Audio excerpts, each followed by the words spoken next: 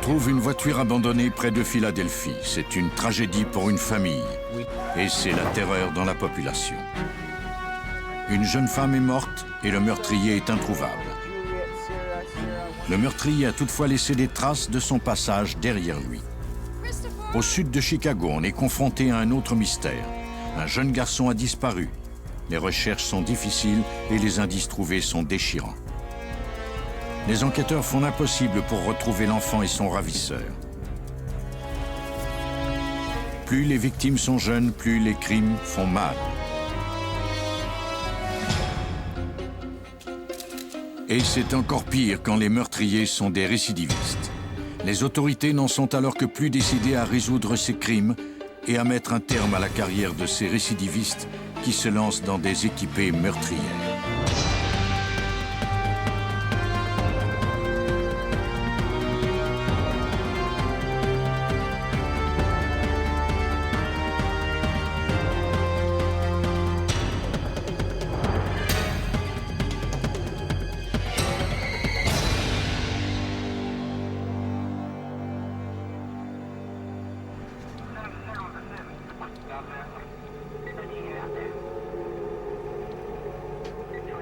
Vers 2 h du matin, le 20 juin 1996, un ambulancier qui n'était pas de service aperçut une voiture abandonnée sur la route.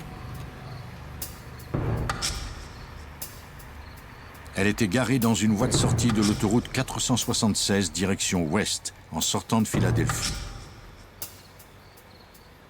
Le moteur tournait et les phares, de même que la radio, étaient toujours allumés. Mais il n'y avait personne à bord. L'homme appela le service d'urgence. Après avoir noté l'information, le répartiteur dépêcha des patrouilleurs sur les lieux. Une fois avisé de la découverte, le lieutenant Lenny Bandy de la police d'État se dirigea vers la sortie de l'autoroute. Quand on a trouvé cette voiture, la portière du côté du conducteur était ouverte. Les phares étaient allumés, on entendait la radio et le moteur tournait. Cela m'est apparu très étrange. On semblait être en présence d'un crime. L'équipe du service judiciaire de la police d'État, dirigée par le caporal Alan Stewart, arriva sur la scène. Il y avait du sang devant le véhicule. Il était impératif de commencer notre travail le plus vite possible. On trouva un démonte-pneus devant la voiture. À côté, il y avait une petite mare de ce qui ressemblait à du sang. C'était plus qu'une voiture abandonnée. Je croyais qu'il s'agissait d'un cas de personne disparue. Les circonstances étaient suspectes avec ce démonte-pneus et le sang devant la voiture, de même que l'apparente précipitation du conducteur à quitter les lieux. On a recueilli du sang avec un coton-tige et on l'a envoyé au labo pour analyse génétique. Les experts firent attention de ne détruire aucun indice. Ils trouvèrent un sac à dos qui semblait appartenir à un étudiant. Mais il ne contenait aucune pièce d'identité. La voiture était enregistrée au nom d'une femme de Brookhaven, en Pennsylvanie. Les enquêteurs apprirent alors que c'était Amy, sa fille de 22 ans, qui conduisait la voiture ce soir-là. Pendant que les patrouilleurs parlaient aux parents d'Amy, on poursuivait les recherches sur la scène du crime. Un des patrouilleurs avait vu un slip de femme et des chaussures à flanc de coteau. Il est allé les chercher. Plus tard, la mère d'Amy confirma qu'il s'agissait bien des chaussures de sa fille.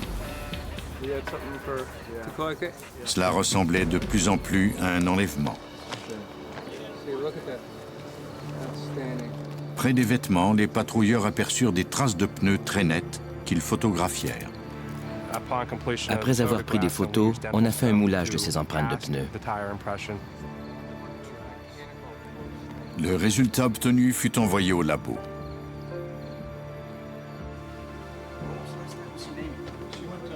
Les parents d'Amy étaient fous d'inquiétude car ils connaissaient de près le monde du crime.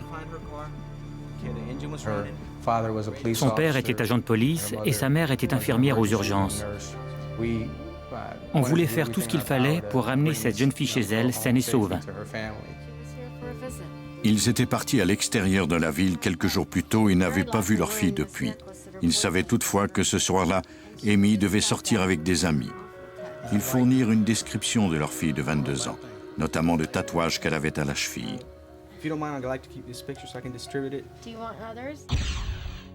On lança un avis de recherche et la presse de Philadelphie s'empara de l'affaire.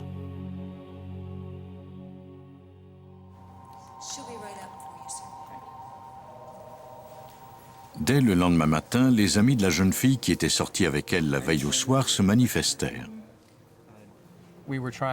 On essayait de reconstituer les déplacements d'Amy à partir du moment où on l'avait vue pour la dernière fois jusqu'à celui où on avait trouvé sa voiture. Tous les amis du collège d'Amy avaient la même version des faits. Il s'agissait d'une simple réunion entre amis. Après avoir bavardé pendant quelques heures, Amy avait quitté le bar seule vers 1h30 du matin.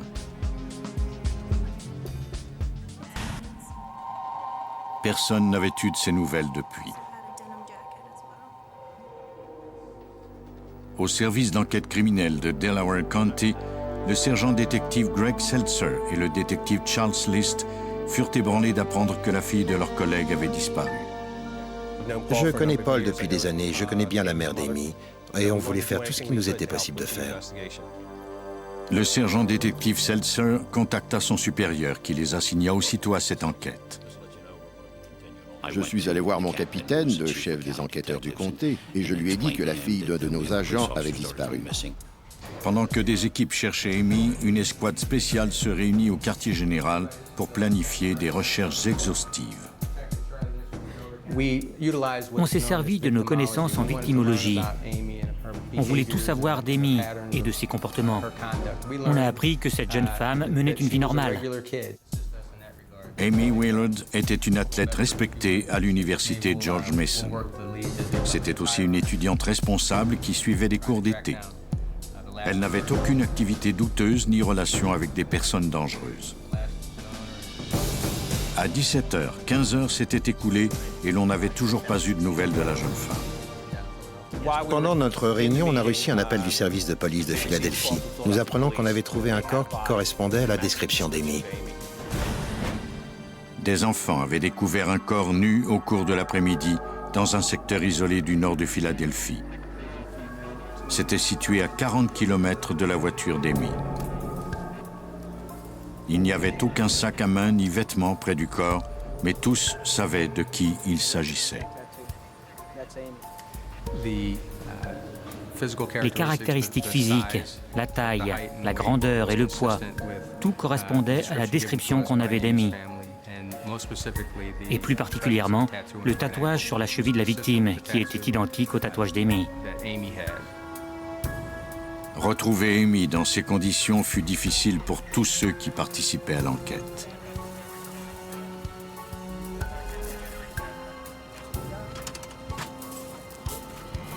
Avant l'autopsie de la victime, les parents d'Amy confirmèrent qu'il s'agissait bien de leur fille. Le médecin légiste conclut que la jeune femme était morte de plusieurs coups infligés avec un objet contondant à la tête et au corps. C'était une attaque brutale. Pendant l'autopsie à laquelle on assistait, on a remarqué une série de marques sur son côté droit. Cela avait la forme de carreaux avec un X au centre. Ces marques étaient des brûlures qu'on lui avait infligées. Ces blessures étaient si particulières que les enquêteurs croyaient que s'ils trouvaient l'instrument qui avait servi à les infliger, ils connaîtraient par le fait même l'identité du meurtrier. Le médecin légiste constata que la victime avait été violée et il recueillit du sperme. L'échantillon fut envoyé au labo pour analyse avec un échantillon du sang de la victime. Au laboratoire judiciaire régional de la police de Pennsylvanie à Lima, les experts conclurent que le sang trouvé près de la voiture était celui d'Amy Willard.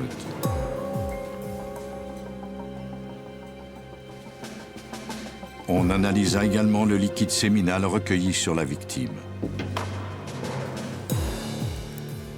Par une technique appelée réaction en chaîne de la polymérase, les experts purent créer des millions de copies d'un brin d'ADN afin qu'il soit assez gros pour être déchiffré. Ils purent ainsi dresser le profil génétique d'un assaillant possible. Malheureusement, ce profil ne figurait pas dans la base de données des codes génétiques des criminels. C'était malgré tout un indice de première importance, selon l'assistant du procureur de district Dan McDavid. On disposait du profil génétique du meurtrier, mais on ne connaissait pas son nom. Les enquêteurs croyaient avoir découvert l'empreinte des pneus de la voiture du meurtrier. Le lieutenant Dennis Luce, commandant du service de soutien technique et de l'entraînement au labo, examina le moulage de l'empreinte. Les moulages du pneu qu'on a examinés comportaient 4 sillons et 5 saillies. Quand on a examiné notre base de données, on a cherché tous les modèles de pneus qui partageaient ces caractéristiques. On a déterminé qu'il s'agissait d'un pneu Firestone de modèle FR 440. Même s'il s'agissait d'un modèle de pneu courant, il permettrait de confirmer qu'on était ou non en présence d'un suspect. Les enquêteurs analysèrent les traces de brûlure sur le corps de la victime. Si on pouvait trouver ce qui avait causé ces marques, on pourrait découvrir l'identité du meurtrier. Lors de l'examen des traces de brûlure, un pathologiste tenta d'abord d'établir la forme et la dimension de l'instrument qui avait provoqué ces blessures. Même s'il n'a pas pu nous dire de quoi il s'agissait, il a fait un croquis de ce à quoi l'objet devait ressembler. L'équipe d'enquête disposait de nombreux indices, les marques de brûlure, les traces de pneus et le profil génétique du meurtrier. Mais bien qu'on ait suivi toutes les pistes, on ne trouva rien de concluant. Plusieurs mois s'écoulèrent. Les policiers étaient de plus en plus déçus. Le détective Charles List et le sergent-détective Greg Seltzer ignoraient encore pourquoi Amy avait rangé sa voiture au bord de la route. Puis, tard le soir du 29 mai 1997, près d'un an après la mort d'Amy Willard, l'étudiante en soins infirmiers Patty Jordan, de 19 ans, quitta une boîte de nuit de Philadelphie et prit la route pour rentrer chez elle.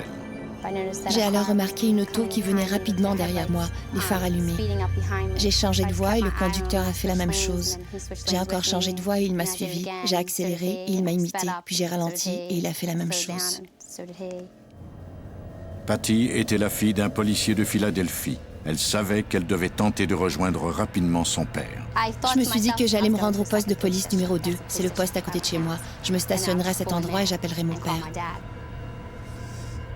Après être sortie de l'autoroute, elle s'arrêta à un feu rouge. Il est alors arrivé derrière moi. Je pouvais le voir. Je pouvais voir les phares de sa voiture. Je me suis dit, mais il va me foncer dessus, et c'est ce qui est arrivé. Je me disais, mon Dieu, mais qu'est-ce qu'il fait là? Il n'arrêtait pas de faire signe de me ranger. J'étais en colère et j'étais terrorisée. Mais Patty Jordan ne rangerait pas sa voiture. J'ai alors mémorisé le numéro de plaque pour le donner à mon père. L'homme finit par partir, mais pas avant que Patty n'ait eu le temps de mémoriser son numéro de plaque. Je me le répétais sans cesse, et dès que je suis rentrée à la maison, j'ai couru à la cuisine où je l'ai noté. Le sergent James Jordan est le père de Patty. Le meurtre d'Amy Willard avait défrayé la manchette. J'ai entré le numéro de la plaque dans la base de données criminelles et découvert que la voiture appartenait à Arthur Bomar. Il était propriétaire d'une Ford Escort. Patty, elle, croyait que c'était une Honda. Le sergent Jordan découvrit que Bomar avait été reconnu coupable de meurtre et qu'il était recherché au Nevada pour violation des conditions de sa libération conditionnelle. Plus je pensais à ce qui était arrivé à ma fille, et plus j'étais convaincu que je devais appeler la police de Delaware County. Le sergent détective Seltzer et son collègue Charles List ont parlé avec ma fille. Je ne pourrai jamais oublier l'expression sur leur visage quand Patty leur a raconté ce qui lui était arrivé. La description faite par Patty de l'homme qui fonçait sur sa voiture correspondait à celle de Bomar.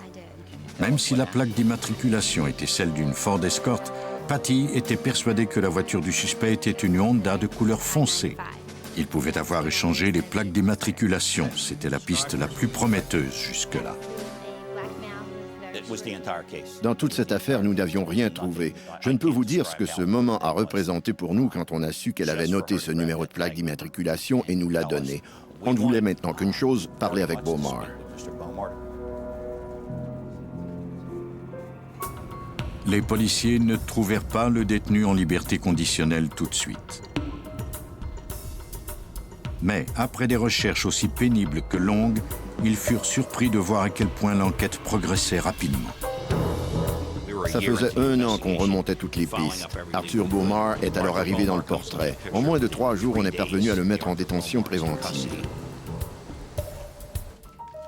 Le sergent détective Seltzer et son collègue, le détective List, interrogèrent Beaumar au poste de police de Lower Merion, où il était détenu suite à des accusations de cambriolage. Il déclara ne rien savoir du meurtre d'Amy Willard.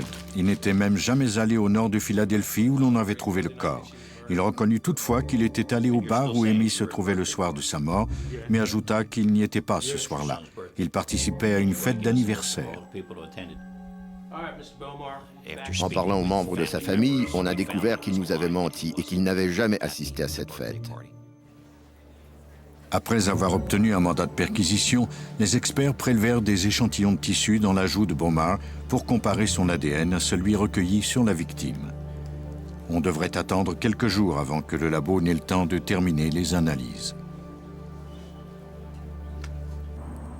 Les policiers fouillèrent le secteur où Beaumar avait été arrêté pour cambriolage. Ils trouvèrent alors une voiture portant le même numéro de plaque que celui que Patty Jordan avait donné à son père. Ce numéro correspondait à une Ford Escort, et pourtant la plaque était sur une Honda noire, exactement comme Patty l'avait dit.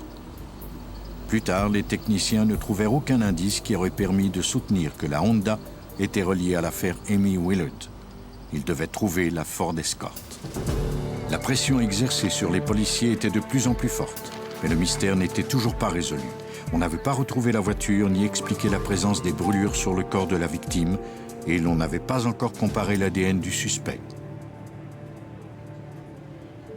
Après 1 année de recherche, les enquêteurs de Delaware County espéraient enfin clore cette affaire et rendre justice à la jeune victime de ce meurtre. Près de Philadelphie, la jeune Amy Willard, âgée de 22 ans, avait été enlevée, violée et tuée. Sur son corps abandonné, les experts avaient relevé des traces de brûlures particulières. 1 an plus tard, les enquêteurs de Pennsylvanie détenaient un suspect. Arthur Beaumar nia avoir joué un rôle dans la mort d'Amy et affirma qu'il n'était pas au bar le soir où on l'y avait vu pour la dernière fois.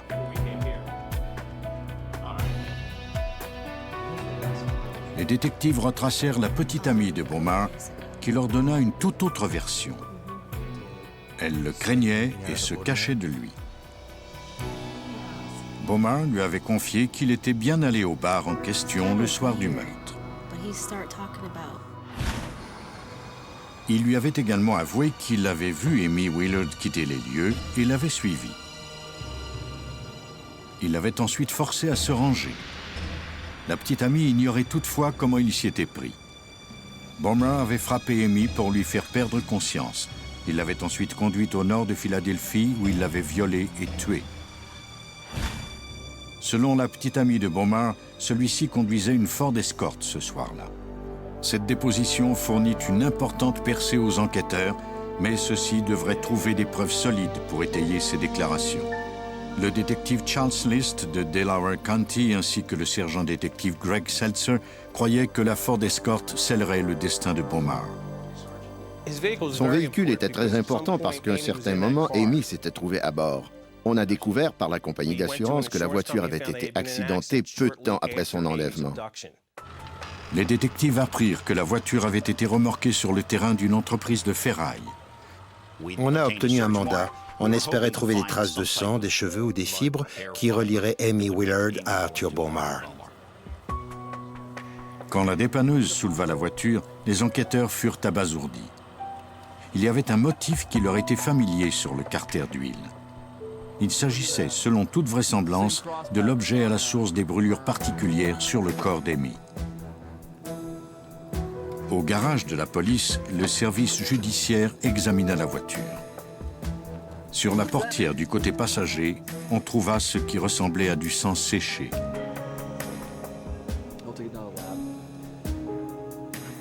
Les experts enlevèrent le carter pour le comparer aux photos des brûlures sur le corps de la victime.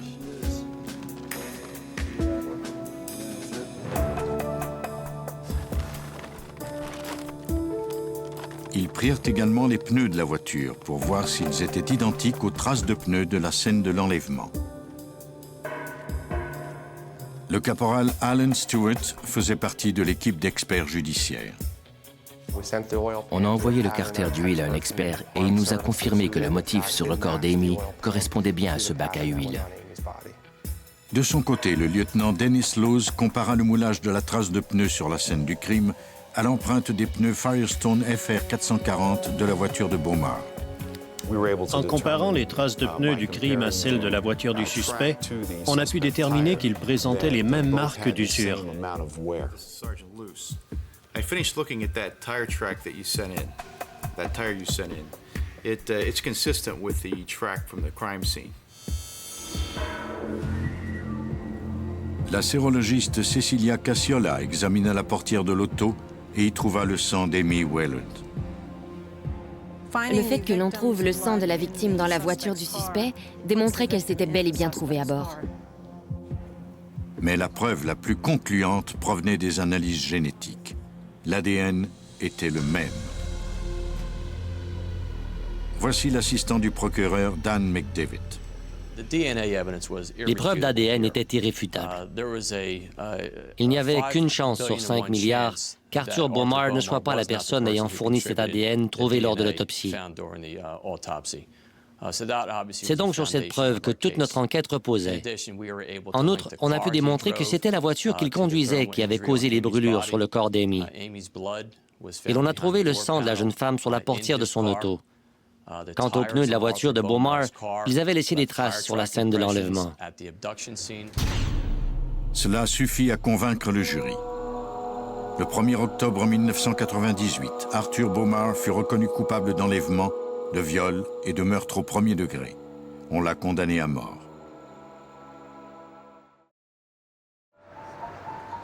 La famille d'Amy s'est battue pour que les lois soient changées et que les délinquants restent derrière les barreaux. Mais ces lois n'ont pas été votées assez vite pour sauver une famille en Illinois. Aroma Park est situé à 1 heure au sud de Chicago. Par un après-midi de 1995, Micah Moulton s'inquiéta de ne pas voir son fils, Christopher, de 10 ans, revenir de la pêche à 17 heures comme prévu.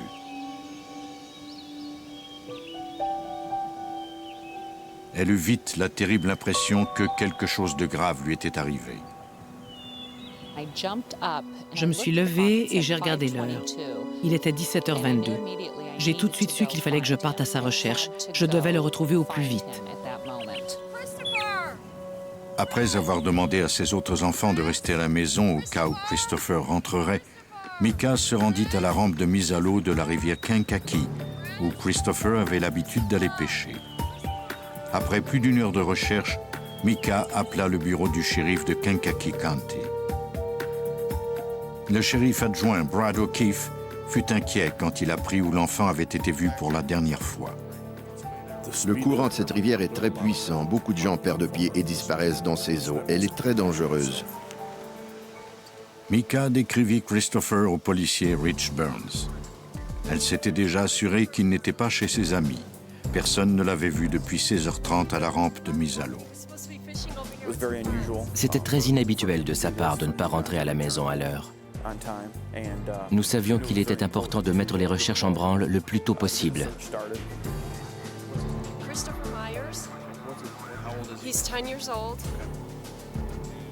J'ai dit alors que j'allais dans les bois pour le chercher. Il m'a dit « Attendez un peu ».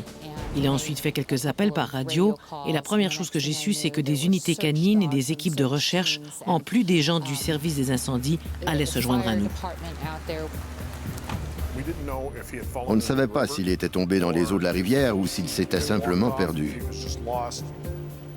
On fit appel à toutes les ressources disponibles sans attendre une seconde de plus. Tous les postes de police avoisinants nous ont envoyé des effectifs. De plus, des pompiers d'Aroma Park et de Kankakee se sont joints aux recherches.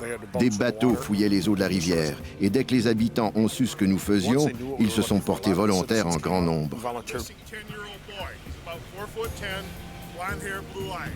Chaque équipe de recherche reçut les informations requises, notamment la description de Christopher, ce qu'il portait, son vélo.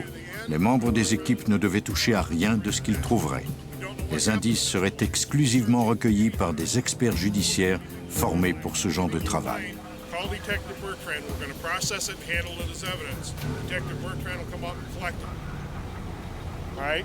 Il fallait que les gens travaillent de façon méthodique tout au long des recherches. Mon assistant s'assurait de savoir ce qui se passait et où était rendue l'équipe de recherche. Le personnel du service des incendies vérifia le cours d'eau et ses rives. Des chiens tentaient de trouver l'odeur du garçon. Tous priaient pour que l'on retrouve Christopher au plus vite. Les enquêteurs interrogèrent tous ceux qui se trouvaient à la rampe de mise à l'eau. Christopher Meyer. Yes, miss. What did you guys see? Tell me everything you saw. Deux garçons déclarèrent qu'ils avaient vu Christopher avec un homme cet après-midi-là. Voici la directrice des services administratifs, Jo Mulcahy. L'homme avait un coffre de pêche et dans ce coffre, il y avait des appâts qui n'étaient pas appropriés au type de pêche à cet endroit. C'était des appâts pour des poissons d'eau de mer. L'homme leur a dit qu'il était originaire du secteur, mais il a ajouté qu'il venait d'arriver de Floride. Les garçons déclarèrent qu'il y avait un couteau de pêcheur dans le coffre avec les appâts. Ils avaient vu Christopher partir avec l'homme. Ils purent donner une description sommaire de l'individu. Un homme blanc de grande taille, avec une moustache. Nous craignons qu'il ne s'agisse d'un cas d'enlèvement. Personne n'alla se coucher. Des policiers ont pris des appels toute la nuit. Il y avait des gens qui fouillaient les bois. On a dû ratisser cette forêt au moins 20 fois dans l'espoir d'y trouver quelque chose. Mais ce fut peine perdue. Les chaînes de télévision locales firent état de la disparition de Christopher et de l'homme avec qui on l'avait vu pour la dernière fois. On demanda l'aide du public.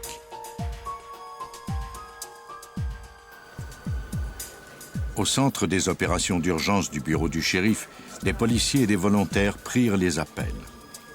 De nombreuses personnes fournissaient des informations sur d'éventuels suspects.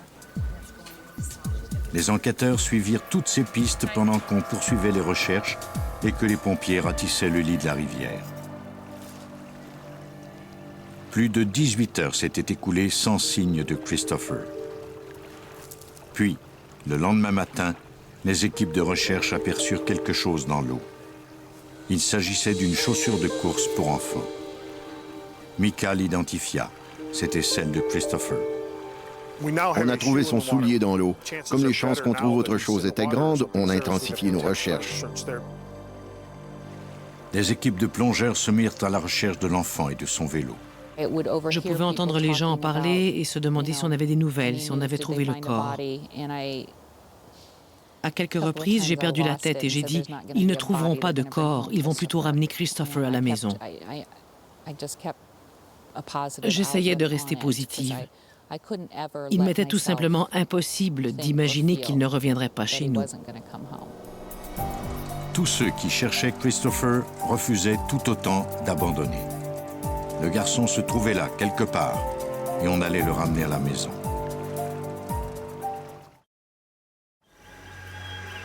Christopher Meyer, âgé d'à peine 10 ans, avait été vu pour la dernière fois en compagnie d'un inconnu près de la rivière Kankakee, à Aruma Park, en Illinois. Les enquêteurs ignoraient si l'enfant s'était fait enlever ou s'il était tombé dans les eaux de la rivière où l'on avait trouvé l'une de ses chaussures. Micah Moulton est la mère de Christopher. Je me suis dit que tout irait pour le mieux et que je finirais par me sortir de cet horrible cauchemar. Pour moi, ce n'était qu'un mauvais rêve. Mais c'était bien réel.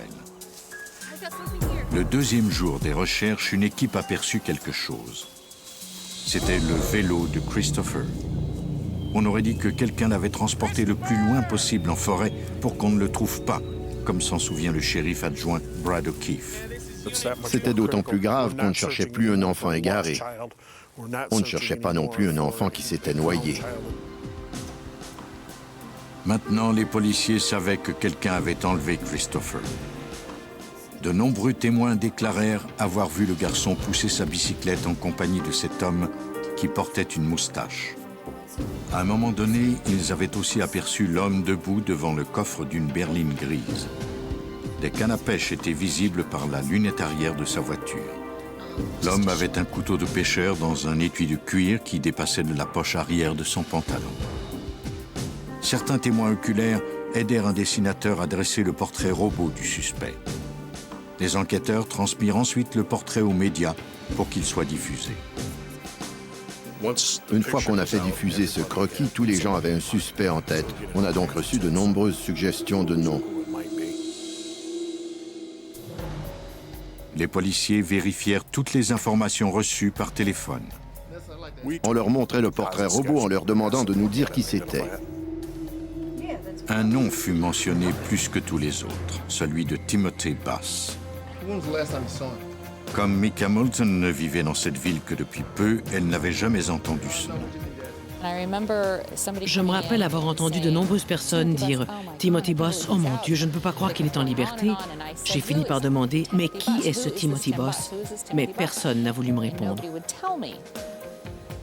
Les enquêteurs, eux, connaissaient tous Bass. En 1981, il avait enlevé et assassiné une fillette de 5 ans dans la ville voisine de Bradley, en Illinois. Il avait été reconnu coupable et condamné à 25 ans de prison. Il avait toutefois été remis en liberté conditionnelle depuis peu. Le lieutenant Larry Osenga de l'escouade des crimes violents de la police de Kankakee offrit l'aide de son escouade. Les membres se rendirent dans l'ancien quartier de Boss pour interroger ses voisins. Les voisins ont confirmé que Boss était libre. La police de Kankakee apprit que Boss vivait depuis peu à Joliet, en Illinois, une banlieue à l'ouest de Chicago. Le lieutenant Osenga appela la police de Joliet, qui accepta de jeter un coup d'œil à l'appartement de Bass. Le service de police de Joliet nous a aidés. Nous sommes allés chez lui, mais il n'était pas là. Les agents de Joliet attendirent son retour.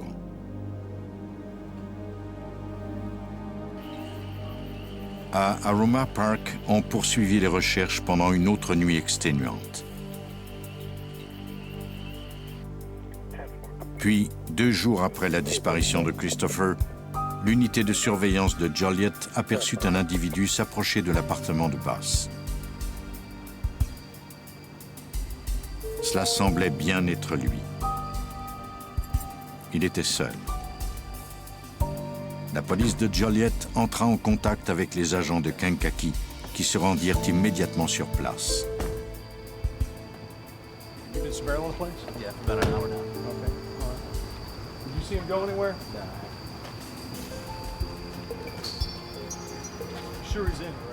Ils allèrent à l'appartement. Mais ils n'eurent pas de réponse. L'endroit semblait désert. Une voisine dit alors aux policiers qu'elle avait vu Bass sortir par la porte de derrière. Il s'était enfui de son appartement, avait sauté dans sa voiture les phares éteints et il était parti à toute vitesse. On a dressé un périmètre de sécurité et l'on s'est mis à sa recherche, mais sans succès. Dans l'appartement, on ne trouva aucune trace du garçon.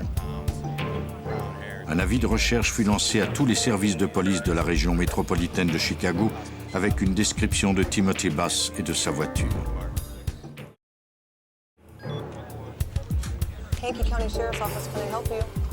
Des gens avaient reconnu l'homme du portrait robot. La réceptionniste d'un motel de Braidwood appela pour dire qu'elle croyait que Bass avait loué une chambre chez elle. La police de Kankakee dépêcha le policier Brady Bertrand à ce motel situé à 40 km au sud de Joliet.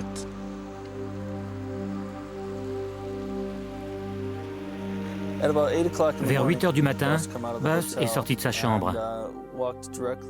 Il s'est rendu directement vers la benne à ordures dans le stationnement du motel pour y jeter des bottes. Le policier demanda des renforts par radio.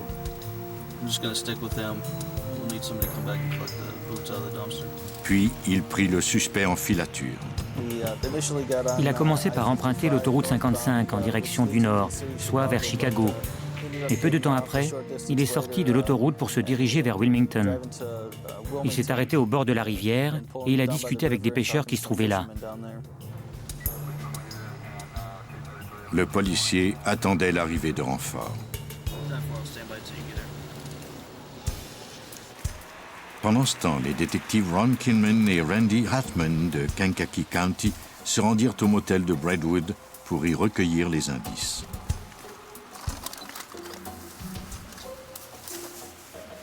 On a récupéré les bottes. On ne savait pas si on pourrait en tirer des indices, mais ils les avaient sûrement jetées là pour une bonne raison. On les a protégés. Il pouvait y avoir du sang dessus, des cheveux ou des fibres. On envoya les bottes au labo pour analyse.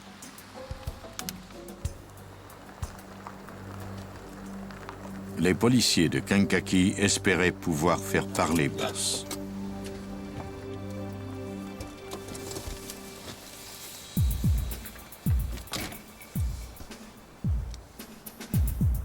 Il était très agité et semblait vouloir déguerpir, mais il ne pouvait aller nulle part. Au début, le suspect fut évasif. Il refusait de parler.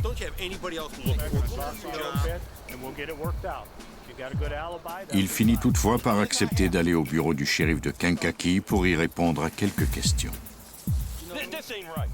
Au poste, Bass nia savoir quoi que ce soit à propos de Christopher Meyer.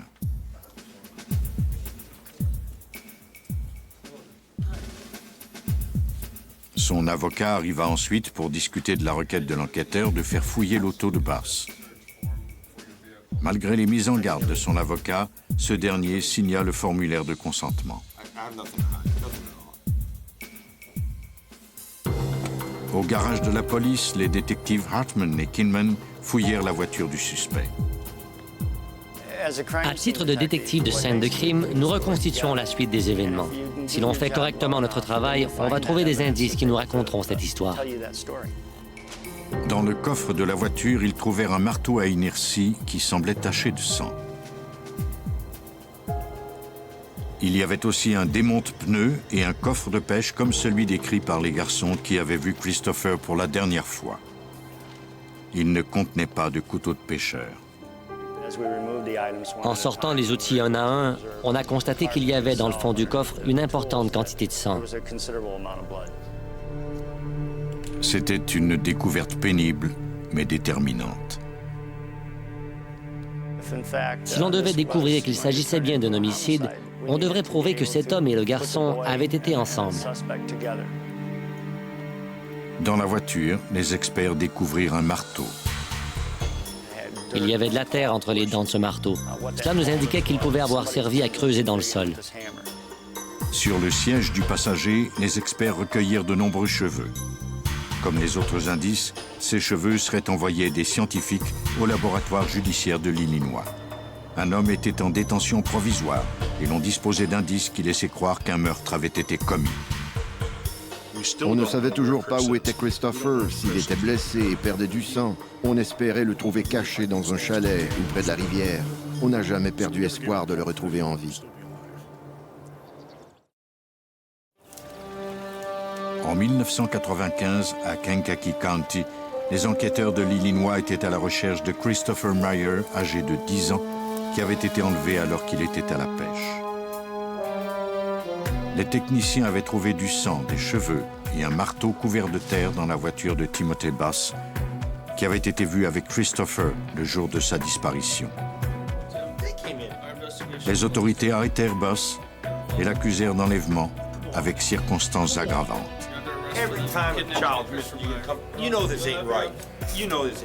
Celui-ci refusa de coopérer.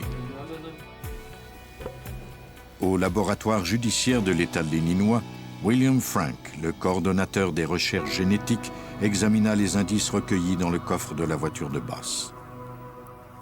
Il comparerait ensuite le sang sur les outils au profil génétique de Christopher obtenu à partir de ses parents, ainsi qu'au profil probable du garçon. Nous avons établi le profil avec l'aérosol pour inhalation que l'enfant asthmatique utilisait. Après avoir recueilli des échantillons à partir de l'aérosol et prélevé du sang des parents de l'enfant, Frank dressa le profil génétique de Christopher. Le profil obtenu à partir des parents correspondait à celui obtenu grâce à l'aérosol. Il compara ensuite ses résultats au profil du sang trouvé dans la voiture. J'ai comparé le profil que j'avais obtenu grâce à l'aérosol à celui tiré des taches de sang dans la voiture du suspect. Et j'ai pu constater que les deux étaient identiques. Les enquêteurs nourrissaient toujours l'espoir de trouver le garçon en vie. Voici le shérif Bernie Thompson de Kankakee.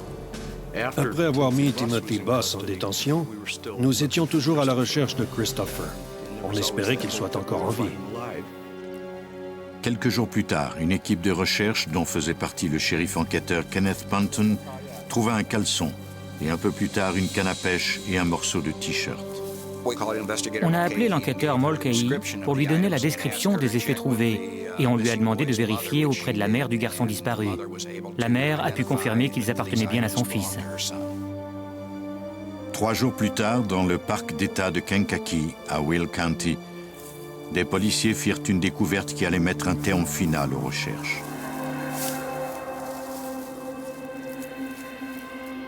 Sous un panneau de contreplaqué partiellement enterré se trouvait le corps d'un jeune garçon. Il avait été poignardé à plus de 50 reprises avec un couteau à lame mince. C'était Christopher.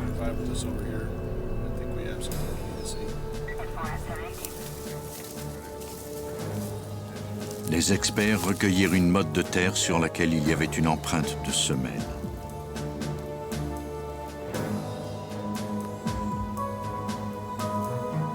Ils prirent également des échantillons de sol. L'expert en cheveux et en micro-indices, Ralph Meyer, compara les cheveux trouvés dans la voiture de Timothy Buss à ceux de Christopher sous un microscope. On examine d'abord l'apparence générale, la longueur, la distribution de la pigmentation, la structure du cheveu, les corps ovoïdes. Les cheveux étaient identiques en tout point. Par la suite, le géologue Ken Knight examina les échantillons de sol prélevés sur le site de la tombe et les compara à la terre trouvée sur le marteau. On a tenté de déterminer si l'échantillon de provenance connue avait des traits communs avec celui de provenance inconnue. Y avait-il le même nombre de cristaux, de particules minérales? Ces particules étaient-elles de la même couleur? Les matières végétales étaient-elles les mêmes? De nouveau, la concordance était parfaite. Le fait qu'on ait trouvé sur ce marteau de la terre identique à celle près de la tombe indiquait que l'outil avait bel et bien servi à creuser cette tombe. Sur le site, on avait également trouvé une empreinte partielle de bottes. L'expert judiciaire Robert Hunton compara les semelles des bottes que Buss avait jetées au motel à l'empreinte. J'ai fait un moulage de la portion de la semelle de la botte qui avait des motifs semblables à ce qu'on avait trouvé sur le sol. Je les ai comparés côte à côte et j'ai pu en conclure que cette empreinte avait pu être laissée là par cette petite portion de la botte droite. Les enquêteurs espéraient fournir des preuves encore plus accablantes grâce aux analyses génétiques. William Frank compara des échantillons obtenus à partir du fémur de la victime aux indices dont il disposait déjà. Le profil génétique tiré du fémur correspondait aux marqueurs génétiques obtenus à partir de l'aérosol de l'enfant. Il correspondait également aux taches de sang trouvées dans la voiture du suspect. Les pièces à conviction prouvaient que Timothy Buss avait enlevé Christopher Meyer. Il a violé l'enfant, l'a poignardé à plusieurs reprises avant de l'enterrer dans les bois. Buss a été reconnu coupable d'enlèvement et de meurtre et il a été condamné à mort. Sa peine a été commuée en sentence d'emprisonnement à vie en janvier 2003. Mais cette fois-ci, il n'est pas question qu'il soit remis en liberté conditionnelle. Voici la mère de Christopher, Micah Moulton. La colère, la tristesse et la douleur. Toutes ces émotions m'ont envahi. Mais je sais que je peux me servir de la situation d'une façon positive pour changer les choses. Je veux que les lois soient modifiées. J'ai participé au lobby pour que l'on ne donne pas de seconde chance aux meurtriers, aux violeurs, aux abuseurs d'enfants. On appelle cette loi la loi d'Amy. La loi a été nommée ainsi à la suite du meurtre de l'étudiante Amy Willard. Elle vise à empêcher de remettre en liberté conditionnelle les criminels les plus violents. Le Congrès américain l'a adoptée en l'an 2000.